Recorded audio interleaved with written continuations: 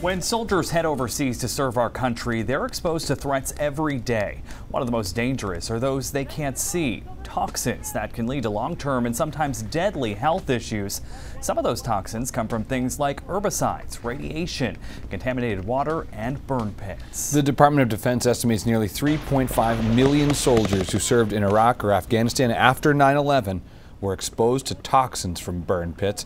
They were used on bases to burn waste products, including chemicals, paint, medical and human waste, plastics, rubber, and pretty much anything else that needed to be disposed of. Good evening and thanks for joining us on News Center Maine at 5:30. I'm Chris Costa. And I'm Zach Blanchard. Potentially thousands of Mainers who served were exposed to those burn pits, but time is running out for veterans who were exposed to get health care benefits. News Center Maine's Jack Mulma joins us with the details. Jack? Yeah, that's right, Chris and Zach. Well, Senator King's office said more than 50,000 veterans living in Maine were potentially exposed to toxic chemicals while serving in the armed forces. Today, during a press conference, the senator stressed the importance for veterans who may qualify to apply for the benefits through the PACT Act before it's too late. This is the moment in 2022 that the PACT Act was passed, opening the door for millions of veterans around the country impacted by toxic chemicals they were exposed to during the Vietnam and Iraq wars. It is so important. Veterans could be eligible for up to thousands of dollars in retroactive payments. Now today, Senator Angus King is urging veterans in Maine to apply, saying the August 9th deadline to qualify for benefits is knocking on the door. By the way, there are thousands of those veterans.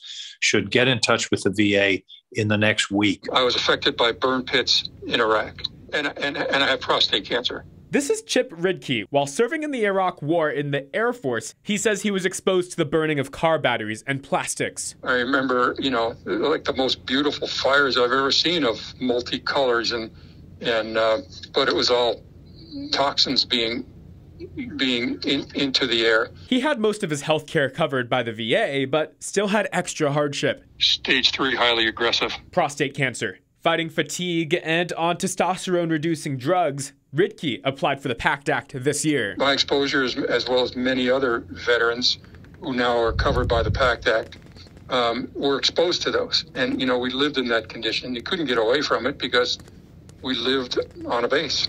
So I'm a Cold War veteran, Pease Air Force Base, the former Pease Air Force Base in Newington, New Hampshire, right down the road from 1977 to 1981. Don Kimball, also a veteran, Air Force in the Cold War. There's a toxic mix out there that the veterans have been exposed to. He says the PACT Act is good, but more needs to be done as the PACT Act still has limitations on what toxic chemical exposures are covered. When people raised their right hand, they were told that they were going to protect and defend the Constitution and fight against all enemies, foreign and domestic. They weren't told that they may be exposed to radiation. They may be exposed to Agent Orange. They may be exposed to depleted uranium. They may be exposed to PFAS. And Senator King's office says only a small fraction of those in Maine who could qualify have actually applied. To find out if you qualify for benefits through the PACT Act, you should contact your Veterans Affairs office by August 9th. That number on your screen is 207-621-6938. Zach, Chris? Jack Mulma, thanks so much.